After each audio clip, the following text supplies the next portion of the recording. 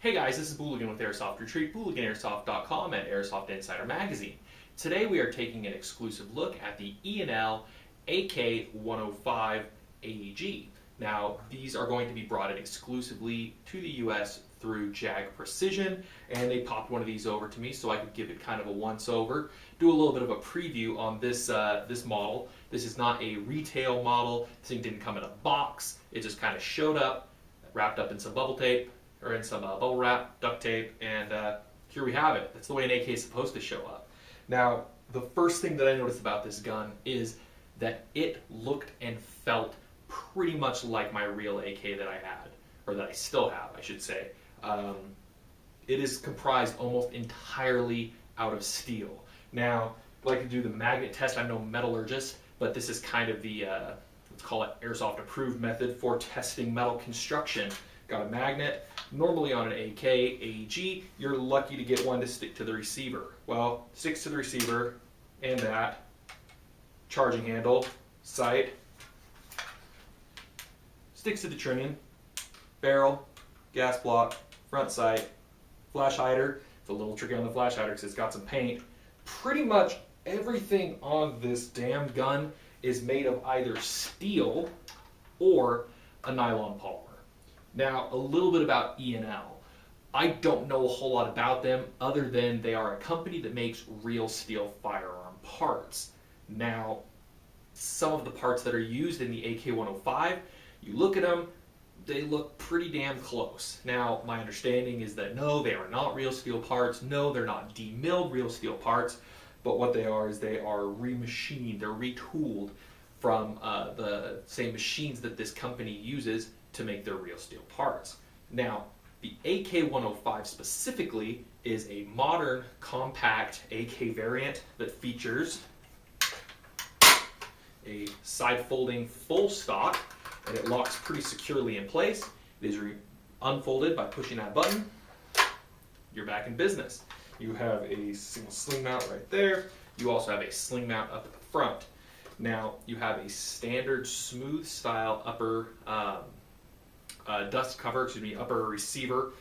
You have a side rail for mounting AK style optics, and of course a very, very nice selector switch. It's a little stiff getting into semi, but the thing does move pretty well. You have all correct markings throughout, correct markings on the sight, the numbers are colored in, and you have a correct style flash hider.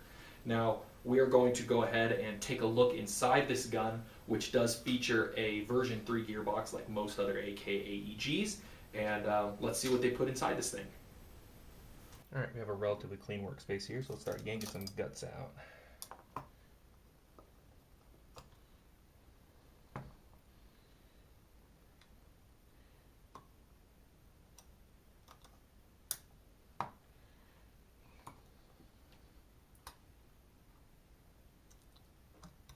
Let's get that properly lined up there first.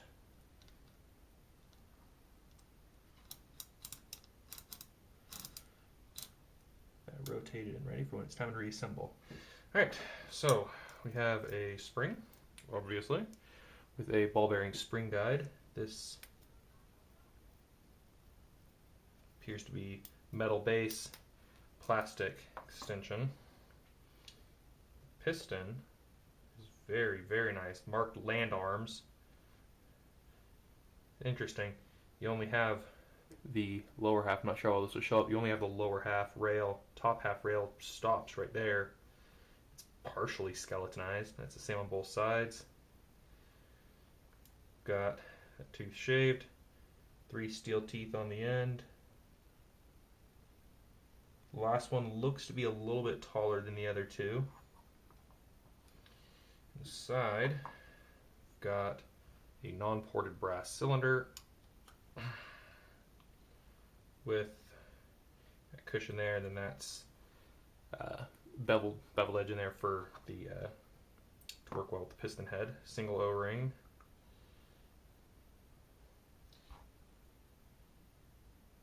Air nozzle appears to be pretty standard. No O-ring inside there.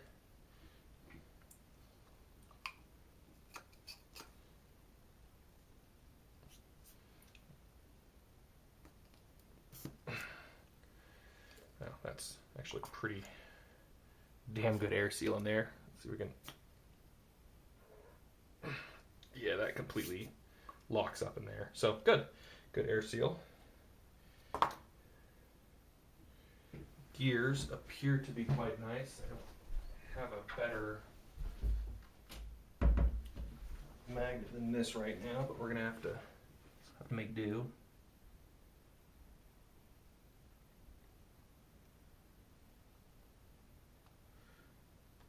Yeah, there you go. Okay, so you got steel gears marked X. Shim job looks pretty good. There's actually a couple different sizes of shims on there, so that's optimistic. Standard shuttle-based trigger system, and the gearbox shell looks pretty beefy, all things considered. I mean, the thing looks really well put together. Tappet plate, got a fair bit of flex to it, which I personally like. Again, marked land arms. Go ahead and get this bugger put back in place.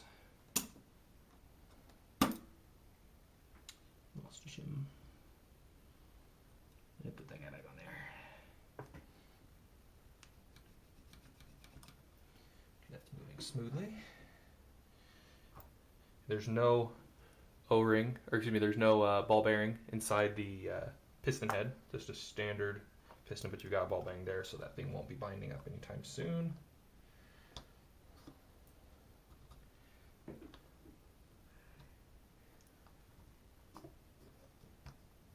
we go. Internals look pretty damn good, and this thing's a test mule. The trigger contacts show almost no wear, which is kind of surprising. Normally test mules are beat to death by people like me. Goes back there. Yeah, easy peasy. Alright, well, we've got the gearbox out of the gun. Let's go ahead and do a quick fire test. First using a G&G 7.4 volt 800 milliamp hour 20C LiPo.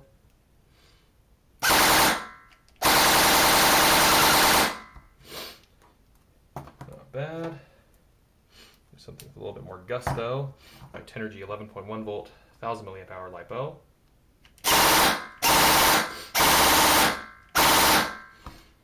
That's much more like it. Alright, we pretty much got the gearbox back in the gun. Let's take a look at the hop up from the front end. This thing is pretty freaking stout.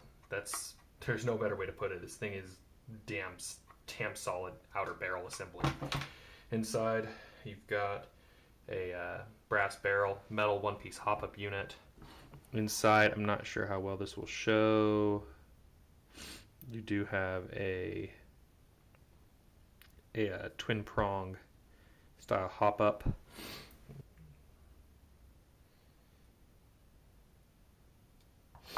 Okay. Inside.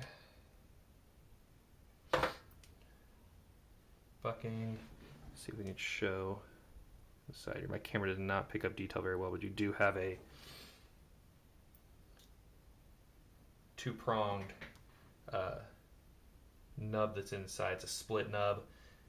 The actual, or a split bucking, but the nub itself is just a standard cylindrical unit, so should give you pretty good accuracy. We'll see what it does when I take it out. I'm able to actually throw some rounds downrange with it.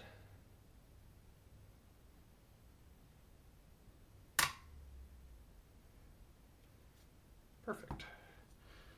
When a hop up comes back together like it's supposed to. All right, let's go ahead and get this thing buttoned up, and then we'll take it outside for a little chrono test.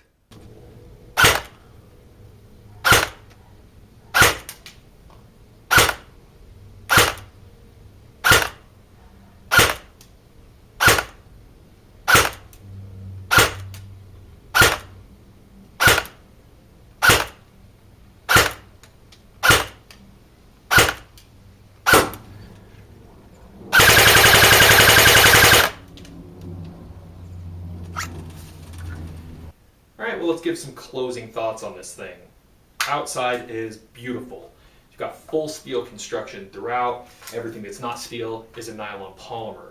The thing looks, feels, and frankly smells like a real AK. It's got that nice greasy little finish to it. Performance-wise, shooting about 425 to 430 feet per second on average. A couple of spikes up into the 440s. It kind of settled down there a little bit.